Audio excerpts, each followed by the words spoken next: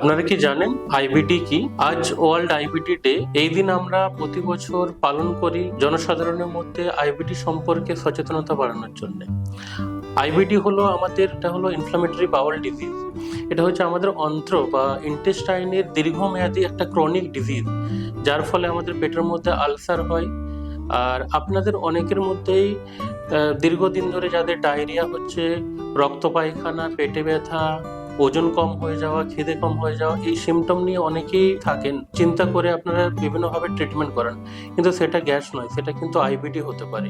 এই যে আইবিডির জন্য যদি না ট্রিটমেন্ট করা হয় তাহলে কিন্তু এটা অনেক খারাপ ডিজিজ লাইক ক্যান্সার এইসবও মানে পরে পরিবর্তন হয়ে যাওয়ার চান্স থাকে। আধুনিক চিকিৎসা এবং বিভিন্ন রকমের ডায়াগনস্টিক মেটেরিয়াল এইসবের জন্য এটা খুব তাড়াতাড়ি ডিটেক্ট করা সম্ভব। অ্যান্ড এর বিভিন্ন রকম চিকিৎসা পদ্ধতি আছে, স্টার্টিং ফ্রম যেমন ইনফ্লিক্সিমে বিভিন্ন রকম বায়োলজিক্স থেকে আরম্ভ করে আরো অনেক কিছু ট্রিটমেন্ট আছে, যার ফলে এটা সম্পূর্ণরূপে কন্ট্রোল করা সম্ভব। তাই আমার একটাই আপনাদের কাছে অনুরোধ, যদি এইসব আইবিডি রিলেটেড যদি সিমটম যেগুলো বললাম, পেটে ব্যথা বা বারবার রক্ত পায়খানা হওয়া, ওজন কমে যাওয়া এসব হয়, তাহলে অবশ্যই আপনারা গ্যাস্ট্রোএন্টারোলজি কনসাল্ট করুন এবং তাড়াতাড়ি ওটা ডায়াগনোসিস এবং ট্রিটমেন্ট করেন।